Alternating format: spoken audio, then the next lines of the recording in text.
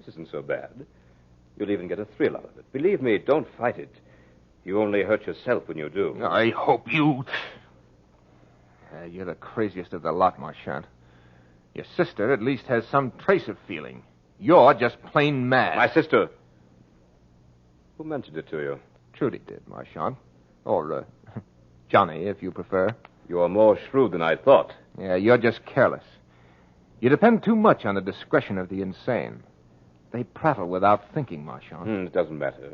Think me insane if you like. Maybe I am. You'd be, too, if you had to hide someone like George from the world. But it doesn't matter. As for Trudy, she's mad from heartbreak and shock. She could have been saved if... Yeah, if you'd let her.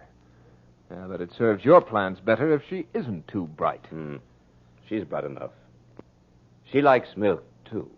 You don't mean to tell me that you deliberately keep her doped No, up? she's insane, all right. But every once in a while, I can't depend on it.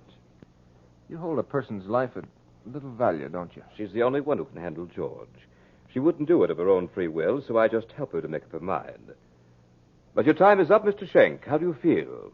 Your eyes are quite glassy. Soon you won't even be able to talk. Very effective. Very effective. Yeah, very effective. And now, Mr. Schenk, shall we start the script? The script? Oh, yeah. The perfect script. Write it yourself, Marchant. The typewriter, Mr. Schenk. You're just about to write the finest script radio ever knew. Yeah, that's right. I want to write, but what'll I write about? Write just what you see. Explain it in detail. Everything you see and everything you think. Yeah, but I don't see anything. Don't you, Mr. Schenk? Then turn around. Trudy. And George, Mr. Schenk. George is going to help us with this script. He's quite talented. What's he going to do? A beautiful job of murder. Trudy, come with me. Where are you going? We won't be far away. George doesn't like to have anyone in the family around to watch him. Do you, George? Bad blood. Bad blood. Write it down, Mr. Schenk. There's plenty of time. Be sure to get it all. Here, you might like some fresh air. I'll throw open this window. Special glass, you know. Strong as steel. But you won't need it now. You won't try to escape.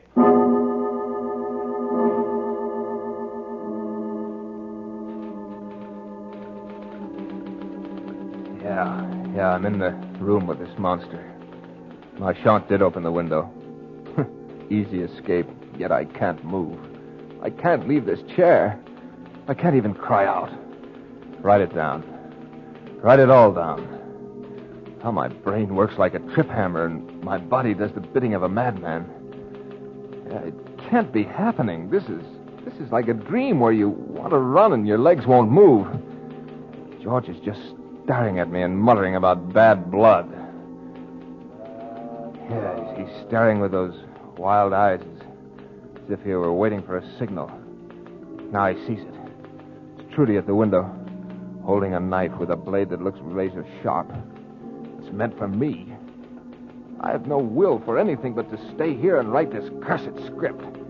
Yeah, of course it's perfect. Why shouldn't it be? It's a diary of a monstrous murder. I'll never get out of this chair. Will I experience pain? I don't know. The script couldn't be perfect if I didn't. I hope I do. I want to experience something that hasn't been willed on me by that insane Marchant. Trudy's handing the knife to George. Now she's pointing to me. George turns and faces me. He's walking toward me. Oh, why can't I do something to protect myself? Bad blood. George have bad blood. Everybody says George have bad blood. George needs good blood. Then he be fine. No more bad blood.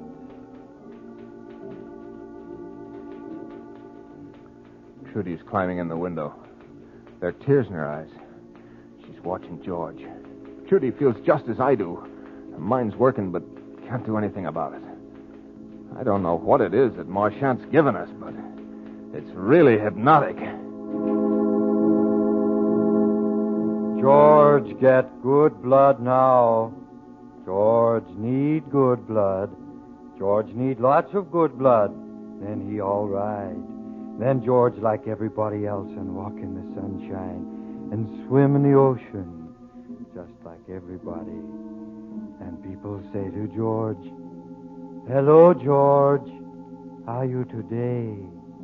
And George say, "My blood very good today." George get good blood now. Trudy's standing there. She's trying to say something to George. Tears are streaming down her cheeks. Trudy doesn't want me to die. I gave her false hope. She'd find her husband. And now Trudy knows that if I die, that hope dies too. Oh, if Trudy only had the will to... what irony. The only person in this room with any power over his body is George.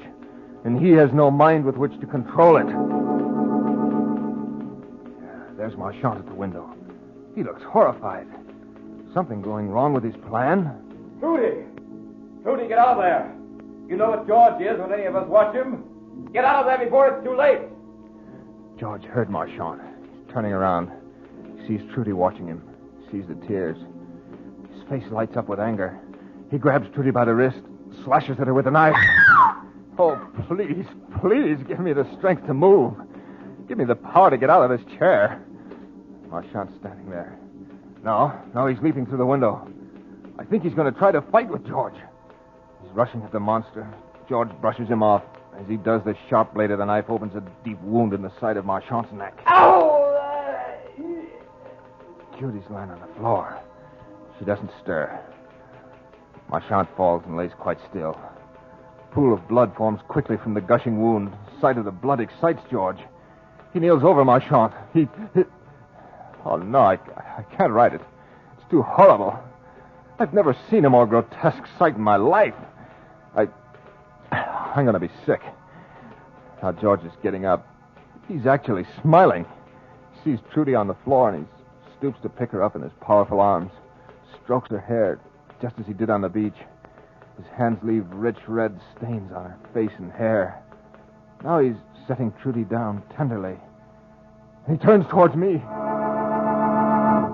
Now George got good blood. George got Johnny blood. Johnny blood, good blood. Now George like everybody else. George blood very good today.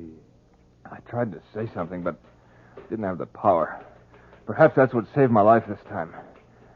George had forgotten about me in his exhilaration over getting Marchand's good blood. Yeah, Trudy's dead. No doubt about that. The knife had slashed her from just above the ear to the corner of her mouth. Trudy's dead.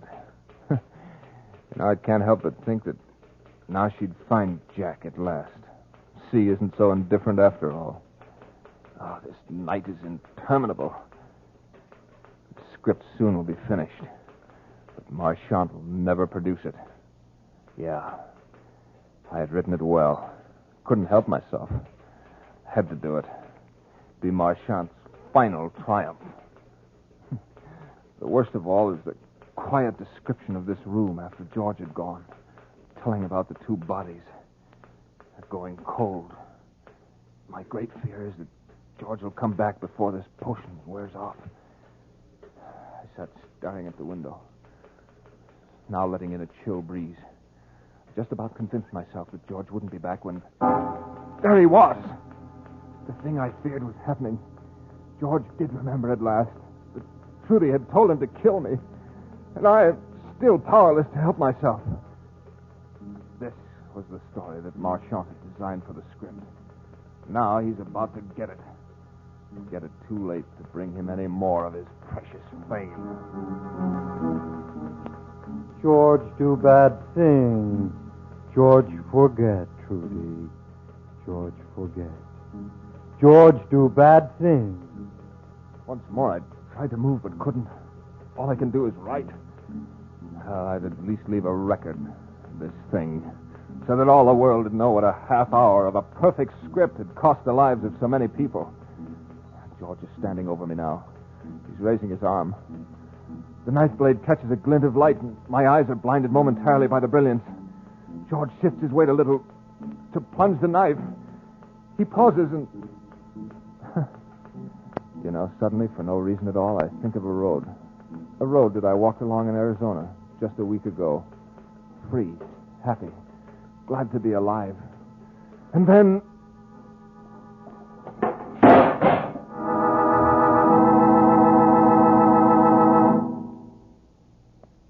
George, fine now.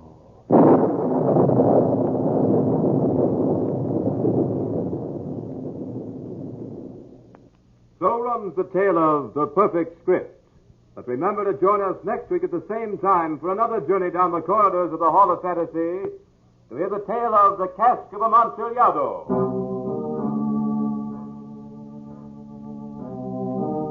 Tonight's program was an original radio drama by Bob Olson entitled The Perfect Script. Heard in tonight's program were Richard Thorne as Marchand, Carl Grayson as Schenk, Beth Calder as Trudy, and Nelson Hall as George. Musical background was provided by Earl Donaldson. The technical supervisor was Nephi Sorensen. These programs are produced and directed by Richard Thorne. Remember, be with us again next Sunday night on call at 8:30 p.m. when the Granite Furniture Stores in Sugar House, Murray, and Provo will take you on another journey down the corridors of the Hall of Fantasy to hear the tale of the Cask of Amontillado.